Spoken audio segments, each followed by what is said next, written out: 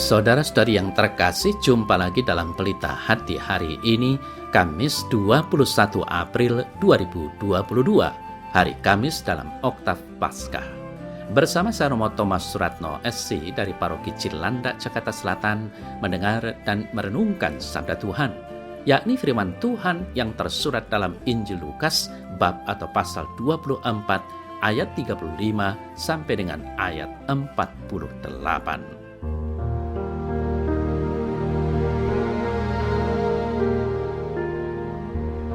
Kedua murid Emmaus itu menceritakan apa yang terjadi di tengah jalan dan bagaimana mereka mengenali Yesus pada waktu ia memecah-mecahkan roti.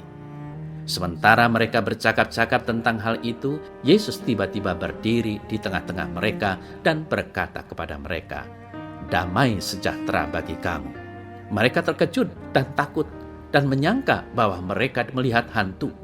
Akan tetapi ia berkata kepada mereka, "Mengapa kamu terkejut dan apa sebabnya timbul keraguan-raguan di dalam hati kamu? Lihatlah tanganku dan kakiku. Aku sendirilah ini, rabalah aku dan lihatlah. Karena hantu tidak ada daging dan tulangnya, seperti yang kamu lihat ada padaku." Sambil berkata demikian, ia memperlihatkan tangan dan kakinya kepada mereka. Ketika mereka belum percaya karena girangnya dan masih heran, berkatalah ia kepada mereka, "Apakah kamu punya makanan di sini?" Lalu mereka memberikan kepadanya sepotong ikan goreng. Ia mengambilnya dan memakannya di depan mata mereka. Ia berkata kepada mereka, "Inilah perkataanku yang telah kukatakan kepadamu ketika aku masih bersama-sama dengan kamu, yakni bahwa harus digenapi semua yang ada tertulis tentang aku dalam kitab Taurat Musa dan kitab Nabi-Nabi dan kitab Mazmur." Lalu ia membuka pikiran mereka, sehingga mereka mengerti kitab suci. Katanya kepada mereka, "Ada tertulis demikian, Mesias harus menderita dan bangkit dari antara orang mati pada hari yang ketiga. Dan lagi, dalam namanya berita tentang pertobatan untuk pengampunan dosa harus disampaikan kepada segala bangsa, mulai dari Yerusalem. Kamulah saksi-saksi dari semuanya ini."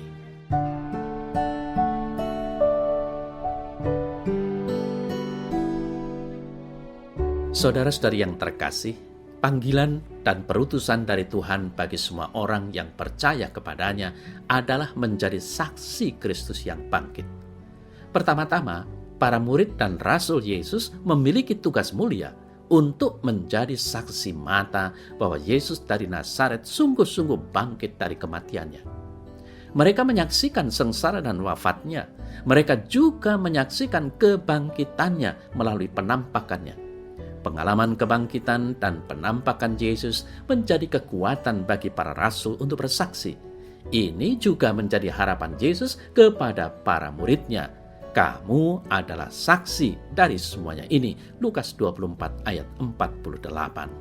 Saudara-saudari yang terkasih, di dalam warta Injil tadi kita mendengar kisah lanjutan dari komunitas para rasul Yesus. Setelah kedua murid yakni Kleopas dan temannya yang merasa galau dan memilih untuk kembali ke Emmaus, kampung halaman mereka, Yesus memiliki inisiatif untuk menemani perjalanan mereka dengan bertanya dan menjelaskan kitab suci, mulai dari kitab Taurat Musa, kitab Mazmur, dan kitab para nabi. Penjelasan Yesus ini membuat hati mereka berkobar-kobar. Karena hari sudah menjelang malam, maka Kleopas dan temannya meminta Yesus, "Mane nobiscum Domine," atau "tinggallah bersama kami ya Tuhan." Lukas 24 ayat 29. Saudara yang terkasih, reaksi dari Kleopas dan temannya adalah kembali ke Yerusalem untuk meneguhkan komunitas bahwa Yesus memang sungguh telah bangkit dan mereka mengenalnya pada saat pemecahan roti. Situasi di dalam komunitas sendiri masih dalam suasana mencekam. Pintu dan jendela rumah masih ditutup rapat. Dalam suasana seperti ini, Tuhan Yesus hadir dan meneguhkan mereka dengan sapaan Shalom. Murid-murid Yesus semakin takut dan merasa bahwa dia adalah hantu. Yesus lalu berkata, "Mengapa kamu terkejut dan apa sebabnya timbul keraguan-raguan di dalam hatimu? Lihatlah tanganku dan kakiku. Aku sendirilah ini. Rabalah aku dan lihatlah. Karena hantu tidak ada daging dan tulangnya seperti yang kamu lihat ada padaku.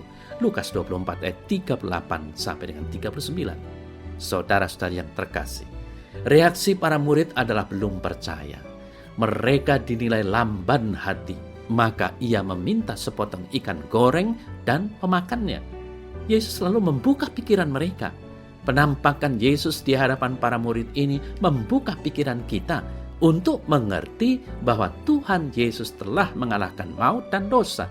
Segala penderitaan dan kemalangan dikalahkannya. Artinya bagi kita adalah setiap pergumulan, penderitaan, dan kemalangan akan berakhir. Tuhan akan meniadakan maut untuk selamanya. Setiap orang memiliki aneka persoalan hidup, tetapi Tuhan kita jauh lebih besar. Ia sanggup untuk menyelesaikan segala persoalan hidup kita asal kita percaya teguh kepadanya. Saudara-saudara yang terkasih, Tuhan Yesus juga datang di saat kita bergumul dengan damai sejahteranya. Ia berkata, damai sejahtera bagi kamu. Lukas 24 ayat 36. Ia membawa damai bagi manusia yang berkenan kepadanya. Ingatlah dalam amanat perpisahan, ia berkata kepada para muridnya, damai sejahtera kutinggalkan bagimu, damai sejahtera kuberikan kepadamu, dan apa yang kuberikan tidak seperti yang diberikan oleh dunia kepadamu. Janganlah gelisah dan gentar hatimu. Yohanes 14 ayat 27. Dan lagi Yesus berkata, berbahagialah orang yang membawa damai, karena mereka akan disebut anak-anak Allah. Matius 5 ayat 9. Tugas kita sebagai gereja saat ini adalah menghadirkan Kristus yang bangkit dengan membawa damai-Nya. Saudara-saudari yang terkasih, para rasul Yesus selalu berusaha untuk menjadi saksi kebangkitan Kristus.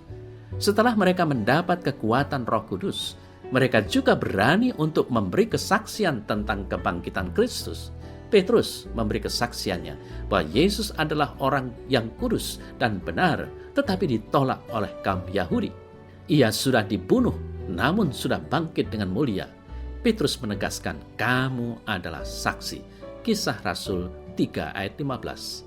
Saudara-saudara yang terkasih, keberanian Petrus dan para rasul hendaklah menjadi keberanian bagi seluruh gereja untuk bersaksi bahwa Yesus sudah bangkit dengan jaya. Maut dikalahkan, iblis dihancurkan, dan yang merajai dunia adalah Allah sendiri. Warta sukacita ini juga menjadi milik manusia yang berkenan kepada Tuhan supaya tidak kecil hati ketika mengalami masalah-masalah tertentu di dalam hidupnya.